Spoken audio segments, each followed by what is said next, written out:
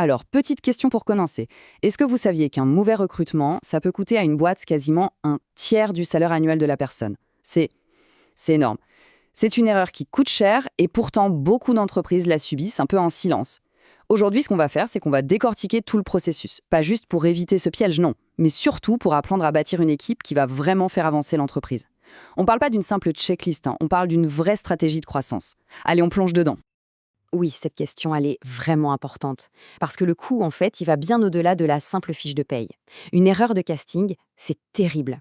Ça a des répercussions profondes, des trucs qu'on ne voit pas tout de suite. Ça peut vraiment miner une équipe de l'intérieur. On parle de quoi? D'une baisse de morale pour tout le monde, d'une perte de productivité qui se propage comme une traînée de poudre, et parfois même ça peut abîmer la réputation de l'entreprise. C'est pas rien.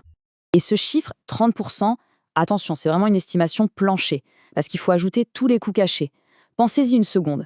Tout le temps que les managers perdent à gérer les problèmes de performance, l'impact négatif sur les clients, et puis toutes les opportunités qu'on rate pendant que le poste est mal occupé. Au final, c'est un boulet, un vrai boulet, autant pour les finances que pour l'humain. C'est pourquoi qu'il faut vraiment voir le recrutement comme un défi stratégique. C'est pas juste remplir une case.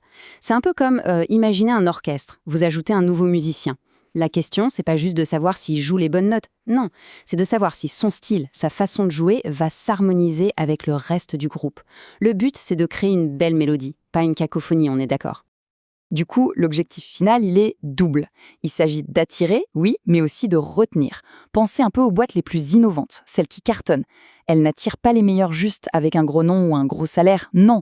Elles créent un environnement, une culture, où les talents ont envie de rester. Ils ont envie de s'investir, de grandir. C'est ça le véritable enjeu. Attirer les meilleurs, bien sûr, mais surtout leur donner envie de construire l'avenir avec l'entreprise. Bon, alors concrètement, comment on fait pour la trouver, cette fameuse perle rare? Comment on s'assure que notre filet de pêche, il ramène pas juste des petits poissons, mais le profil qui va tout changer? Eh bien, tout commence par deux choses. Un processus qui tourne bien, qui est bien huilé, et surtout, une clarté totale sur ce qu'on cherche vraiment. Et voilà les grandes étapes. Chacune est une sorte de filtre, c'est hyper important. D'abord, bien définir le besoin. Si on ne sait pas ce qu'on cherche, on risque pas de le trouver, logique. Ensuite, le sourcing, pour aller chercher les candidats au bon endroit. Après, les entretiens. Et là, on va au-delà du CV, on cherche l'adéquation humaine. Et enfin, l'offre.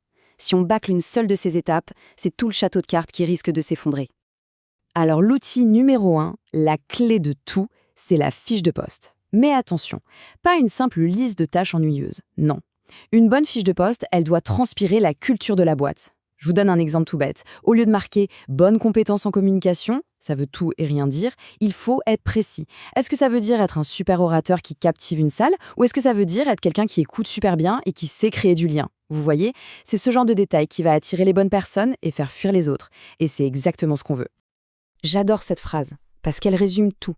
L'entretien, ce n'est pas le moment de tester les compétences techniques. Ça, on peut le faire avant, avec des tests, des cas pratiques, ce que vous voulez. L'entretien, le face-à-face, c'est pour valider l'humain. C'est pour voir si ça match. Et comment on fait ça? En posant des questions sur le comportement. Du genre, racontez-moi une fois où vous n'étiez pas du tout d'accord avec votre équipe. Qu'est-ce que vous avez fait? La réponse à cette question, elle vous en dira 1000 fois plus sur la personne que n'importe quel test technique. Ok, le contrat est signé. Champagne. Mais attention, le travail n'est pas fini. En fait, c'est peut-être là que le plus dur commence. Il y a un chiffre qui est fou. Les employés qui ont une super intégration ont quasiment 70% de chances en plus de rester dans la boîte au moins 3 ans. 70%. Ça vous montre à quel point cette phase est absolument critique. C'est là qu'on passe de la promesse à la réalité d'une collaboration qui fonctionne.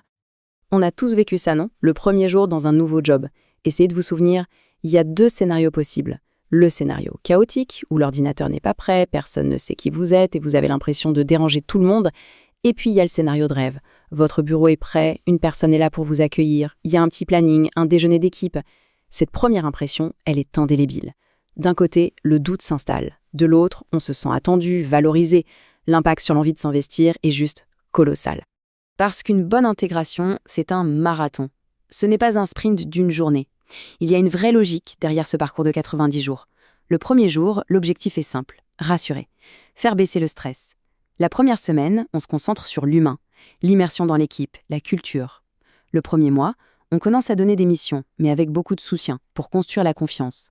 Et au bout de 3 mois, Là, on peut faire un vrai point pour voir où on en est et fixer les objectifs pour la suite. C'est une montée en puissance progressive. Bon, si on devait résumer tout ça, pour que ce soit bien clair, si on devait distiller l'essence même de la démarche, on pourrait tout faire tenir en 3 principes. 3 piliers, 3 clés qui, ensemble, peuvent vraiment tout changer. Et ces 3 piliers, ils sont indissociables. C'est comme construire une maison. D'abord, la préparation, c'est les fondations. Une fiche de poste ultra précise. Si les fondations sont mauvaises, la maison s'écroule. Ensuite, le processus, ce sont les murs, un parcours clair, humain, bienveillant. Et enfin, la pérennité, grâce à l'intégration, c'est le toit qui protège la maison sur le long terme. Vous ne pouvez pas en enlever un, ça ne marche pas. Alors pour finir, une dernière question, une sorte de petit défi. Prenez juste 1 minute pour réfléchir, honnêtement. Votre processus actuel de recrutement et d'intégration, est-ce que c'est un vrai moteur pour votre croissance ou est-ce que c'est plutôt un frein à main silencieux, un obstacle que vous ne voyez même plus? Parce que parfois, une seule petite amélioration, inspirée de ce qu'on vient de voir, ça peut littéralement tout changer.